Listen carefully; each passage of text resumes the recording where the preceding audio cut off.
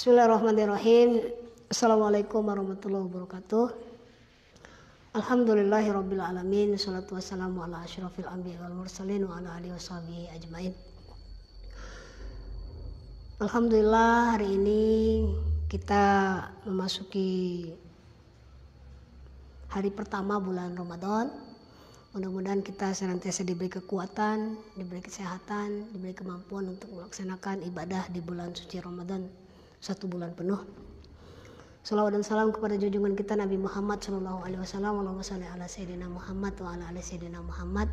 Mudah-mudahan kita teguh keimanan kita, kuat untuk mengikuti apa-apa yang telah dituntunkan oleh Nabi Muhammad sallallahu alaihi wasallam, dan pada akhirnya kelak kita di akhirat mendapatkan syafaat dari Rasulullah sallallahu alaihi wasallam.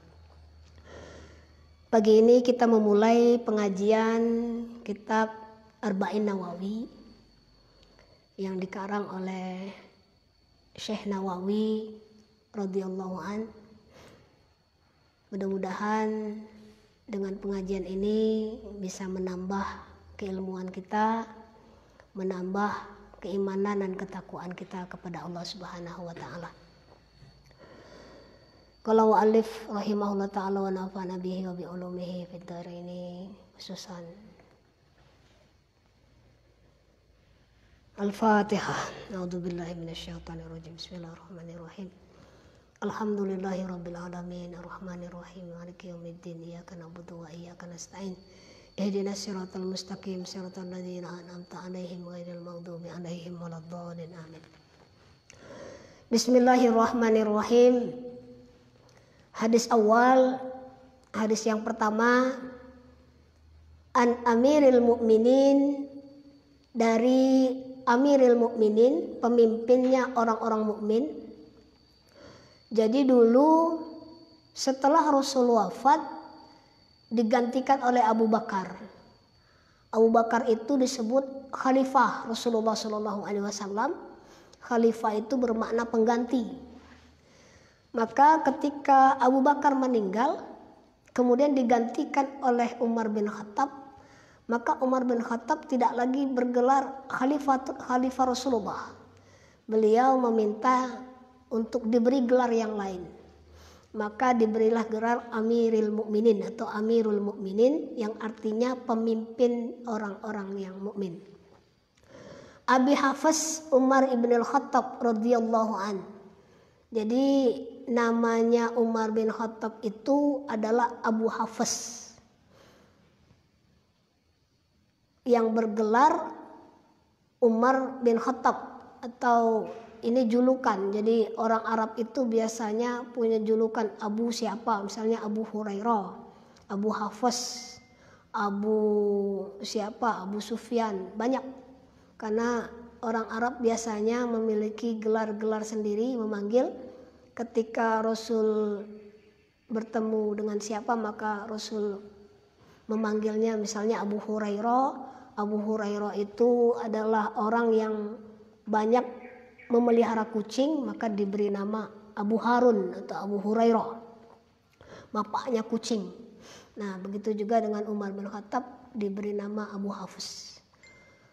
Radhiyallahu, semoga meridai Allah Subhanahu wa taala kepada Umar bin Khattab. Amin ya rabbal alamin.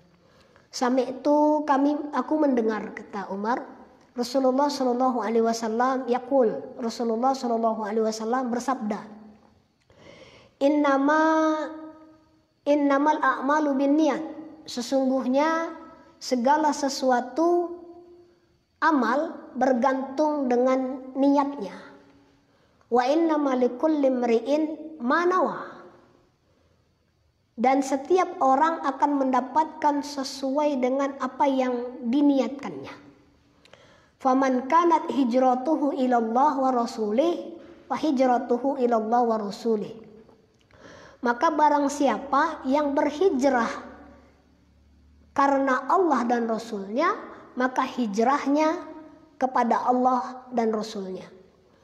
Wa man kanat hijratuhu lidunya yusibuha, barang siapa yang hijrahnya karena dunia yang ingin dia raih, karena dunia yang ingin dia gapai, awim ro'atin yungkihuha, awim ro'atin yankihuha, atau perempuan yang akan dinikahinya, fahijratu ila ma hajara ilaihi, maka hijrahnya kepada apa yang dia berhijrah kepadanya.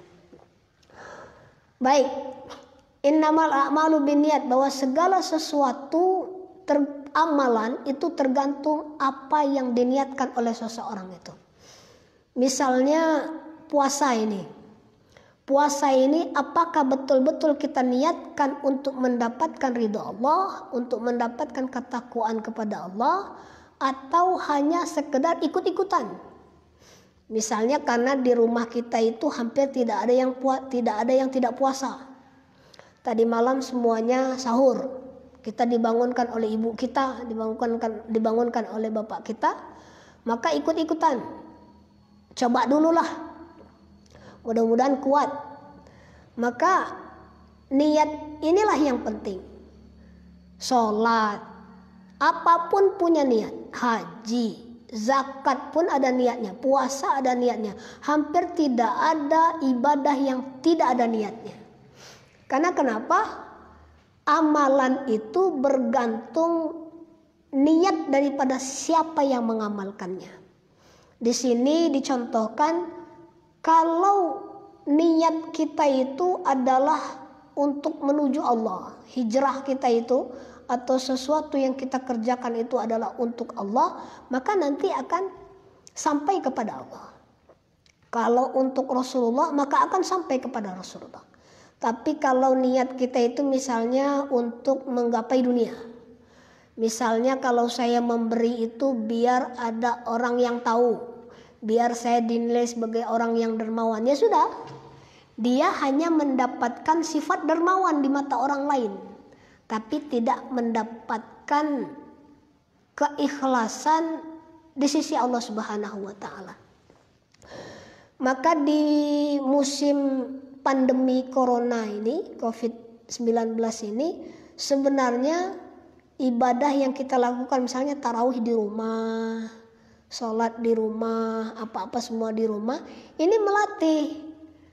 Selama ini kan ibadah kita itu kadang banyak riyaknya, kadang banyak ingin pamernya. Kita pergi tarawih itu kadangkala bukan untuk tarawih, tapi malah ingin terlihat bahwa mukena kita baru, baju kita baru, kopiah kita baru, atau pengen dilihat oleh orang sebagai orang yang alim. Nah sekarang siapa yang lihat kita ibadah kalau tidak diizinkan di masjid? Kita hanya mengimami istri kita, kita hanya berimam kepada orang tua kita. Akhirnya ya buat apa kita ibadah kalau selama ini pamer, kalau selama ini riya? Nah, maka di musim pandemi ini ada berkahnya. Berkahnya apa? Betul-betul kita tidak akan melakukan sesuatu ibadah yang di luar keikhlasan kita kepada Allah Subhanahu wa Ta'ala.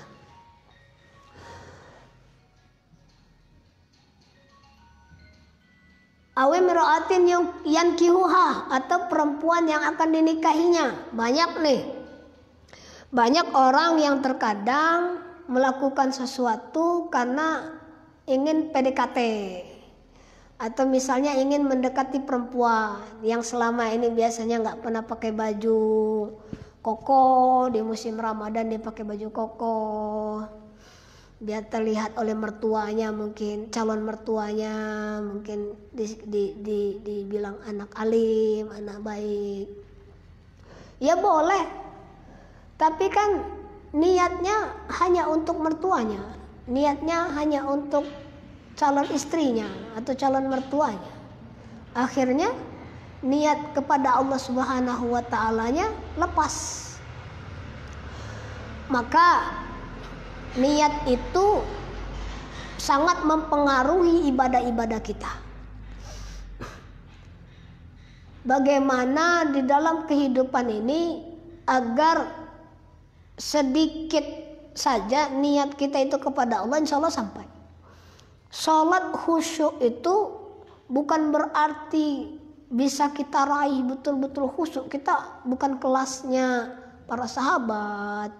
Kita bukan kelasnya Utsman bin Affan. Utsman ketika kena panah kemudian akan dicabut itu beliau bilang, saya sholat, nanti kalau saya di tengah-tengah sholat, cabutlah anak panah yang tertusuk di badanku. Dan saat itu ketika Utsman sholat, dicabutlah anak panah yang tertusuk di badannya. Setelah Utsman sholat, Utsman katakan, sudah selesai ya Amirul Mukminin, sudah selesai. Nah ini artinya kekhusyuannya luar biasa. Kalau kita kan khusyuknya setengah-setengah. Kadang antara mau makan sama sholat, kadang lebih dahulukan ini sholat, akhirnya teringat makan. Maka ada ungkapan kalau kami ngaji di pesantren dulu, ketika ada makanan dan waktu masuk sholat, dahulukan makan. Biar ingat sholat, lebih baik makan ingat sholat daripada sholat ingat makan. Karena takutnya berganti niat tadi.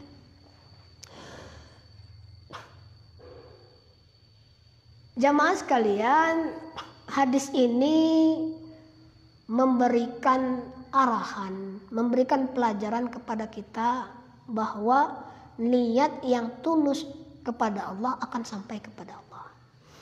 Tapi kalau niat, karena niat ini tidak bisa diukur. Niat ini tidak bisa dilihat. Apakah saya yang hadir di pengajian ini misalnya, apakah niat saya ingin populer atau betul-betul ingin menyampaikan ilmu, kan siapa yang tahu. Ya begitulah. Akhirnya dalam kehidupan ini, niat ini tergantung kepada siapa yang meniatkannya. Rawahu Imam al-Muhaddisin Abu Abdullah Muhammad bin Ismail bin Ibrahim bin Mughirah bin Bardizbah al-Bukhari wa Abu Husain al-Muslim bin Hajjaj bin Muslim al-Qushairi an-Naisaburi fi sahihima alladhina huma asahu al-kitab al-musannifah.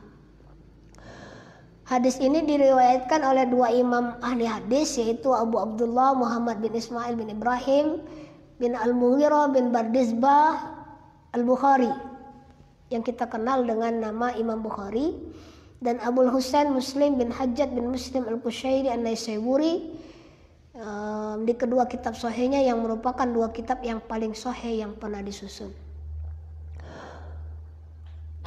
Hadis yang kedua,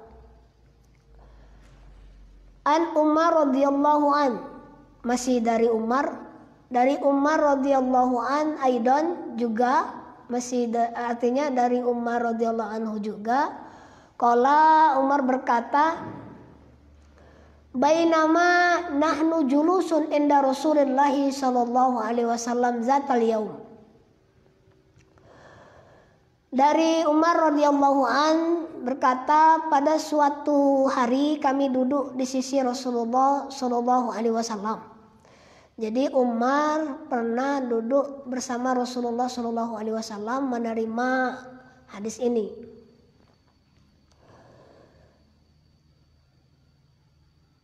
Iztala'a alaina rajulun syadidu bayadis thiyab syadidu sawadis sya'ri la yura alaihi atharus safar wa la ya'rifuhu minna ahadun hatta jalasa ila Nabi sallallahu alaihi wasallam fa asnada rukbatayhi ila rukbatayhi wa wada'a kaffayhi ala fakhizihi wa qala ya Muhammad akhbirni 'anil Islam.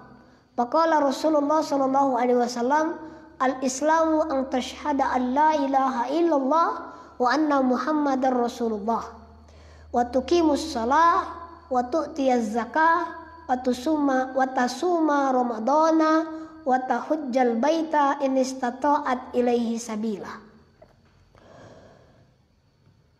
Ini hadis tentang Islam, iman dan ihsan. Jadi ini Umar bin Khattab duduk bersama Rasulullah Shallallahu Alaihi Wasallam, kemudian ada datang kepada kami seseorang yang sangat putih pakaian, serba putih, pakaiannya putih, rambutnya hitam legam, menampakkan kalau orang ini adalah orang yang biasanya kalau di Arab itu orang yang sangat rapi, atau kalau bahasanya orang kita necis gitu. Tidak nampak kalau sedang bepergian, dan tidak ada nampak dan seorang pun dari kami yang mengenalnya. Jadi orang ini terlihat bukan dari jauh. Karena misalnya kalau dia itu dari jauh ada keringatnya, ada nampak wajah lelah, dan itu tidak ada. Dan tidak ada seorang pun dari kami yang mengenalnya. Para sahabat tidak ada yang mengenal beliau. Kemudian dia duduk menghadap Nabi SAW. Jadi duduk berhadapan langsung. Ketika datang langsung berhadapan dengan Nabi SAW. Lalu menyandarkan lututnya kepada lutut Rasulullah. Dan meletakkan kedua telapak tangan di atas paha Rasulullah SAW. Dia bertanya, "Ya Muhammad, kabarkan kepadaku tentang Islam." Maka Rasulullah SAW bersabda, Islam adalah bersyahadat la ilaha illallah Muhammadur Rasulullah. Bersyahadat la ilaha, tidak ada Tuhan illallah, kecuali Allah. Wa asyhadu anna Muhammadur Rasulullah. Dan bersyahadat bahwa tidak ada, dan bersyahadat bahwa Nabi Muhammad adalah utusan Allah Subhanahu wa taala. Wa iqamas shalah, dan menegakkan salat, menunaikan zakat, berpuasa, dan berhaji ke Baitullah jika Anda mampu menempuh jalannya. Jadi Islam itu adalah 5 perkara ini. Syahadat, asyhadu an la ilaha illallah wa asyhadu anna Muhammadur Rasulullah. Kemudian menegakkan sholat atau mendirikan sholat. Maka sholat itu bukan dikerjakan, tapi didirikan. Karena disebut bahwa as-sholatu imaduddin. Sholat itu adalah tiangnya agama. Maka tiang ini harus ditegakkan. Maka sholat itu menurut beberapa ulama bukan dikerjakan, tapi didirikan atau ditegakkan. Karena tiang itu harus tetap berdiri atau tegak. Menunaikan zakat, berpuasa di bulan Ramadan yang saat ini kita tengah menjalaninya. Mudah-mudahan puasa di tahun ini mendapat keberkahan dari Allah Subhanahu wa taala, dan kita semuanya ketika keluar dari Ramadan ini mendapat predikat takwa di sisi Allah Subhanahu wa taala. Dan berhaji ke Baitullah jika Anda mampu menempuh jalannya. Atau kalau bahasa kita, naik haji bila mampu. Lalu lelaki ini masih ada. Qala sadaqta. Laki-laki ini berkata, "Sadaqta, benar engkau ya Rasulullah." Fa'ajibna lahu yas'aluhu wa yusaddiquhu. Qala fa akhbirni 'anil iman. Qala. Jadi pertanyaan yang kedua, pemuda ini minta diceritakan atau minta diberitahukan. Fa akhbirni, beritahukan kepadaku atau kabarkan kepadaku tentang apa itu iman. Rasulullah SAW bersabda, "Antu'mina billah wa malaikatihi wa kutubihi wa rusulihi wal yaumil akhir wa tu'mina bil qadari khairin wa syarrihi." Kata Rasulullah bersabda, iman itu antu'mina billah, beriman kepada Allah, wa malaikatihi, beriman kepada malaikat-malaikatnya Allah, wa kutubihi, beriman kepada kitab-kitabnya Allah, wa rusulihi, beriman kepada rasul-rasulnya Allah, wal yaumil akhir, beriman kepada hari akhir, wa tu'mina bil qadari khairihi wa syarrihi. Nah, ini yang perlu saya tegaskan yang terakhir. Iman kepada qadar, ketentuan Allah, baik ketentuan itu yang berlaku baik atau berlaku buruk kepada kita. Beberapa hari yang lalu saya mendengar pengajian online dari Habib Syekh. Beliau mengatakan bahwa kita harus ikhlas di dalam menghadapi wabah ini, ikhlas menerima ketetapan Allah, dan saya setuju itu. Baik ikhlas itu tentang ketetapan Allah, apakah nanti kita tidak tertular atau tidak menular dengan wabah ini, ya mudah-mudahan kita tidak tertular, ataupun nanti ternyata kita tertular atau menularkan wabah ini, ya mudah-mudahan jangan sampai, na'udzubillah. Maka kita harus menerima, karena semuanya merupakan ketentuan Allah, baik buruknya Allah yang menentukan. Maka sebenarnya kita pergi ke masjid, niat kita kan sholat, atau mungkin kita berbelanja ke pasar, berbelanja ke minimarket, atau mungkin kita keluar ada keperluan. Ya pastilah kita mana mau kita tertular, mana mau kita terdeteksi penyakit ini. Atau kemungkinan kita tidak kemana-mana, kita di rumah saja, kita mengaji di rumah, kita sama sekali tidak keluar, kita tidak ke pasar, kita tidak ke masjid, kita tidak keluar rumah, bahkan kebutuhan-kebutuhan yang lain semuanya kita coba untuk berada di rumah saja. Tapi tetap kena, tapi tetap tertular, atau ternyata wabah itu entah dari angin mana, entah dari apa yang kita pegang atau apa, dan kita tertular, kita tidak tahu. Maka ini kita harus iman kepada ketetapan Allah atau takdir Allah ini, baik ketika takdir itu ternyata berpihak kepada kita bahwa takdir itu malah mendatangkan kebaikan kepada kita, atau ternyata takdir itu adalah keburukan bagi kita. Qala sadaqta, berkata laki-laki ini kepada Rasul, engkau benar ya Rasulullah. Qala fa akhbirni 'anil ihsan. Pemuda ini berkata lagi, kabarkan kepadaku atau beritakan kepadaku tentang ihsan. Qala, bersabda Rasulullah sallallahu alaihi wasallam, anta abudallah ka'annaka tarah, fa in lam takun tarahu fa innahu yaraka. Luar biasa. Kalau dikaji betul maknanya merinding, nangis mungkin kita. Jadi Rasul bersabda bahwa ihsan itu anta'budallah, kamu menyembah kepada Allah, kamu beribadah kepada Allah, ka'annaka tarah, seakan-akan kamu melihat Allah.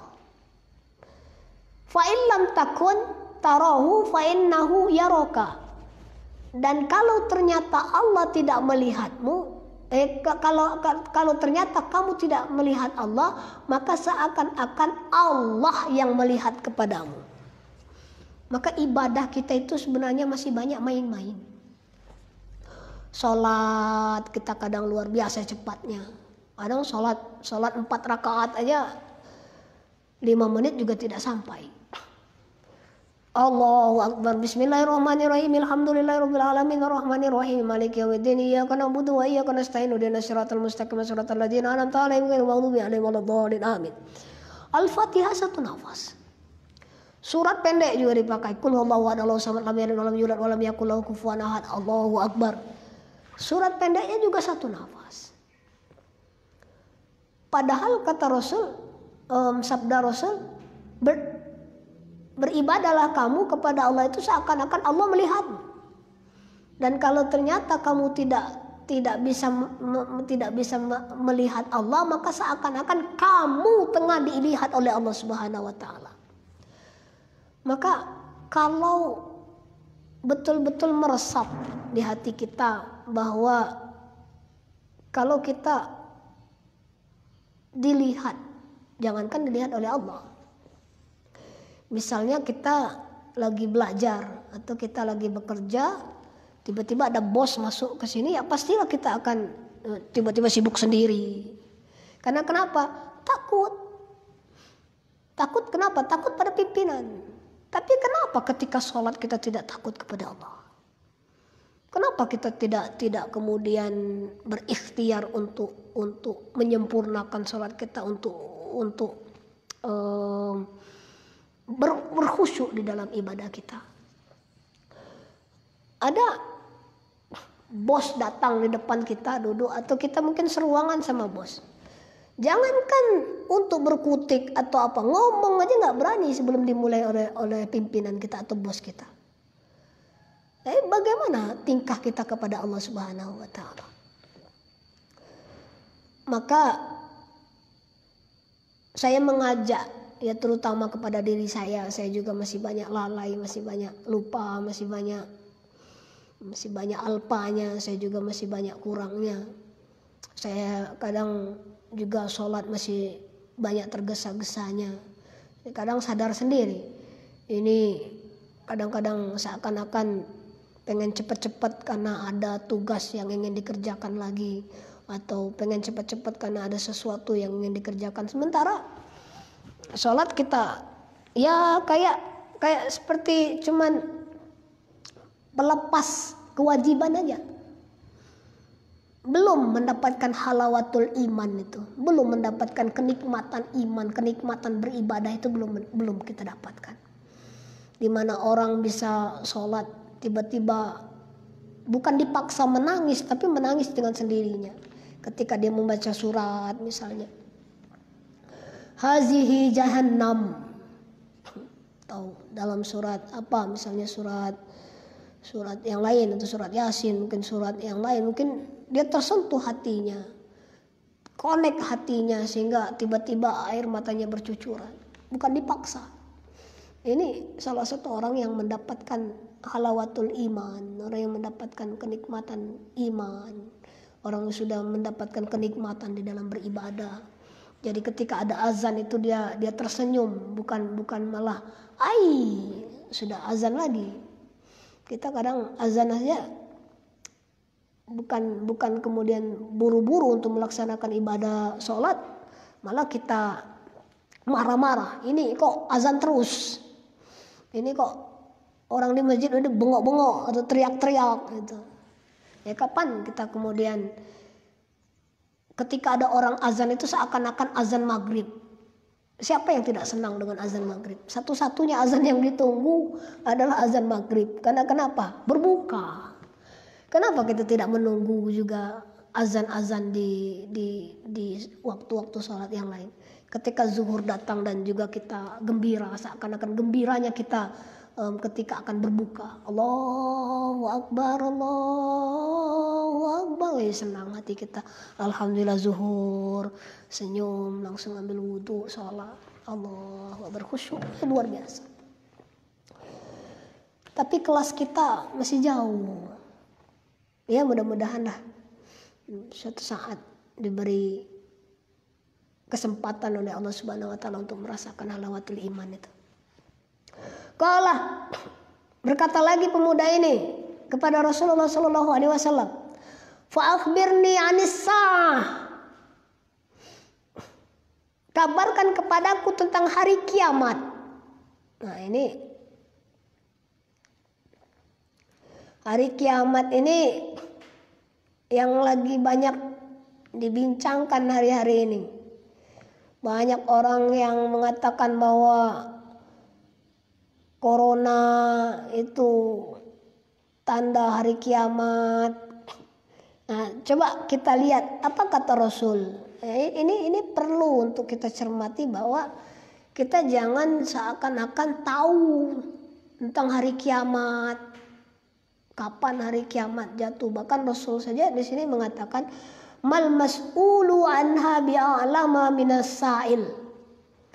Orang yang menanyakan tentang itu lebih tahu daripada orang yang ditanya. Rasul sampai lebih tawaduk gitu ketika ditanyakan tentang kiamat oleh pemuda ini. Dan Rasul sendiri, Nabi Muhammad SAW mengatakan bahwa orang yang bertanya lebih tahu daripada yang ditanya. Kita kadang-kala sok tahu, kita kadang-kala ya Allah seakan-akan oh ada musibah dikit ini pertanda kiamat. Ada apa-apa dikit ini tanda-tanda kiamat akan datang. Ya kiamat juga akan datang tanpa kita bilang begitu juga kiamat juga akan datang. Sebetulnya bukan fenomenanya yang harus kita pikirkan, bukan bukan peristiwa, tragedi, musibah, wabah, bencana itu yang perlu kita pikirkan. Tapi bagaimana kita memikirkan diri sendiri. Kalau betul-betul kiamat akan terjadi, mana persiapan kita? Sudah sejauh mana kita betul-betul siap untuk berhadapan dengan hari pengadilan Allah Subhanahu wa Ta'ala. Kadang kita hanya rusuh-rusuh, kita hanya teriak-teriak aja, ini tanda-tanda kiamat mau datang, tapi sholatnya juga tidak. Kiamat bentar lagi ini wabah corona, orang-orang tidak disuruh ke masjid, apa ini pemerintah? Yang ngomong aja nggak pernah ke masjid kadang-kala tuh. Yang bersedih tidak bisa ke masjid ini kan orang yang betul-betul terikat hatinya dengan masjid. Ini kadang-kala yang terikat hatinya dengan masjid aja kadang-kala ya diam-diam saja. Malah yang nggak pernah ke masjid ini ribut-ribut. Oh itu pemerintah nggak boleh ke masjid. Kesempatan kata orang-orang. Kesempatan yang selama ini memang tidak suka ke masjid, tidak disuruh ke masjid, ya akhirnya tidak ada yang ke masjid, betul-betul sepi masjidnya. Ya ini kan omongan orang-orang yang nggak pernah masuk masjid. Kalau orang yang betul-betul masuk masjid, kadang dia lebih bersedih. Bersedihnya dia pendam. Sehingga dia lebih banyak merenung, dia lebih banyak memperbaiki diri daripada sekedar ngomong-ngomong saja. Ya, saya mengingatkan aja lah kepada diri saya, santri sekalian bahwa ya sudah kalau memang ternyata posisi kita tidak memungkinkan atau ya sudah kajian pemerintah untuk tidak boleh ke masjid, ya kita taati sajalah. Untuk tidak ke masjid dulu untuk saat ini, kita sholat tarawih, sholat witir, tahajud, semuanya, bahkan ibadah-ibadah yang lain kita dari rumah dulu, di rumah untuk sementara waktu lah. Ya sambil berdoa, ya siapa tahu doanya Bapak Ibu sekalian atau doanya adik-adik santri yang dikabulkan oleh Allah Subhanahu wa Ta'ala. Amin. Qala, saya lanjutkan. Qala, berkata lagi pemuda ini, fa akhbirni an amaratiha. Dia berkata kepada Rasulullah sallallahu alaihi wasallam, kabarkan kepadaku tentang tanda-tandanya, maksudnya tanda-tanda kiamat. Jadi Rasul kalau ditanya tentang kiamat, Rasul menjawab bahwa orang yang bertanya lebih tahu daripada yang ditanya. Maka ini pemuda ini membatasi lagi Rasulullah. Ini cerdasnya, biasanya wartawan itu kan cerdas. Dia bertanya kemudian memberi batasan biar tetap dijawab. Pak Akhbir ini kabarkan kepadaku tentang tanda-tandanya kiamat itu bagaimana. Nah ini yang perlu kita cermati. Apa tanda-tanda kiamat? Antalidal amatu rabbataha wa angtarol al-hufata al-uratal alata ri'a asyai yatatawaluna fi al-bunyani. Kata Rasulullah Shallallahu Alaihi Wasallam, Rasul bersabda, jika seorang budak wanita melahirkan majikannya, dan jika Anda melihat orang yang tidak beralas kaki, tidak berpakaian, miskin, dan penggembala kambing saling bermegah-megahan meninggikan bangunan. Ini sebenarnya Rasul menyindir kita, terutama kita yang memang di akhir zaman ini. Ya, kata orang-orang ini sudah akhir zaman. Jadi tanda-tanda kiamat itu Rasul jawab, jika seorang budak wanita melahirkan majikannya. Artinya ya dia mungkin terjadi sesuatu yang tidak diharapkan oleh budak wanita ini, kemudian dia malah melahirkan anak dari majikannya. Dan jika Anda melihat orang yang tidak beralas kaki, yang dulunya tidak beralas kaki, tidak berpakaian, miskin, dan penggembala kambing saling bermegah-megahan meninggikan bangunan. Artinya kiamat akan terjadi ketika tanda-tandanya bahwa orang yang tadinya dia tidak punya alas kaki, dia tidak punya pakaian, miskin, mungkin dia selama ini mungkin dia tidak punya kambing, menggembalakan kambing orang. Nah, ini sudah ditinggikan derajatnya oleh Allah Subhanahu wa taala, dia membuat bangunan yang megah-megah. Ini menurut Rasulullah SAW.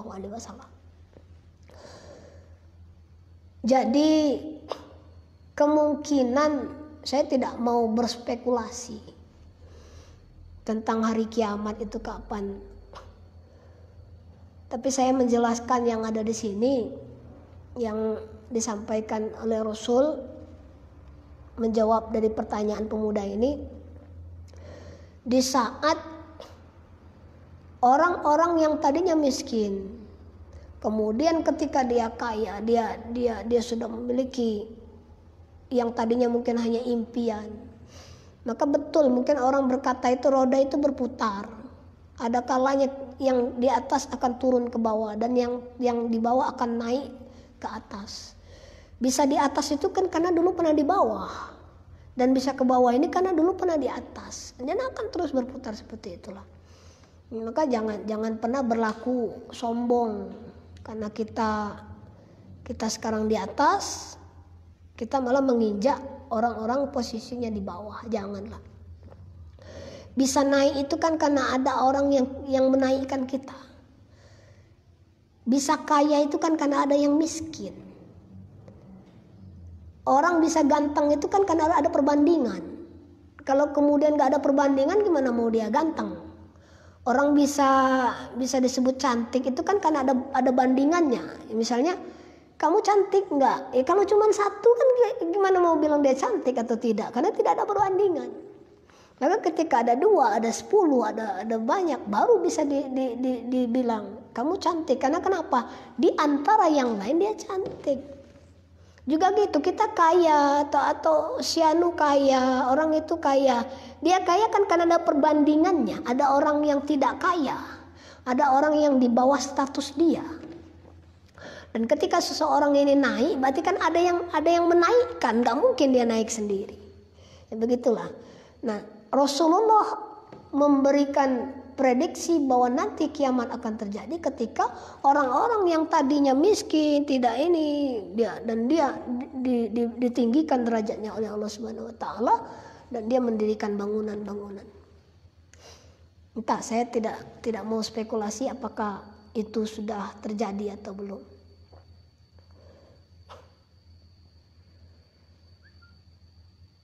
Semantolako palabistu malian semakola ya Umar atadri minas sa'il. Kemudian mereka berpisah. Rasul berpisah dengan pemuda yang bertanya ini.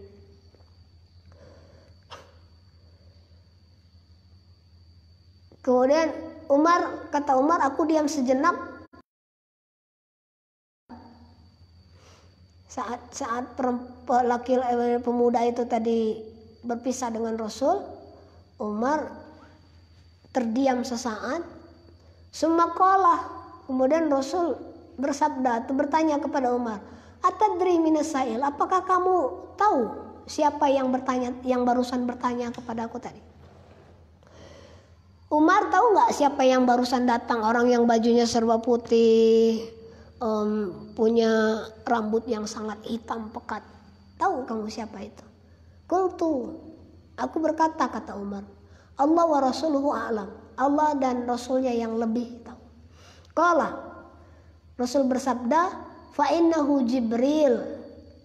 Sesungguhnya itu adalah Jibril. Atakum yu'allimakum dinakum. Beliau datang kepada kalian untuk memberitahukan kepada kalian tentang agama kalian. Jadi peristiwa ini tadi adalah kedatangan Jibril kepada Rasulullah SAW bertanya perkara iman, perkara Islam, iman dan ihsan. Juga bertanya tentang hari kiamat, tanda-tanda hari kiamat. Tujuannya adalah mengajarkan kepada kita atau mengajarkan kepada sahabat pada waktu itu, dan hadis ini sampai kepada kita, mengajarkan kepada kita bahwa ini sesungguhnya Islam. Islam adalah 5 perkara itu, bahwa bersyahadat la ilaha illallah Muhammadur Rasulullah, mendirikan sholat atau menegakkan sholat, membayar zakat, berpuasa di bulan Ramadan, naik haji bila mampu. Iman tadi ada percaya kepada Allah, percaya kepada malaikat, percaya kepada kitab-kitab Allah, percaya kepada rasul-rasul Allah, percaya kepada qada dan qadar. Dan ihsan adalah bagaimana ketika kita beribadah seakan-akan kita melihat Allah. Kalaupun ternyata kita tidak bisa melihat Allah, maka seakan-akan kita tengah dilihat oleh Allah Subhanahu wa taala.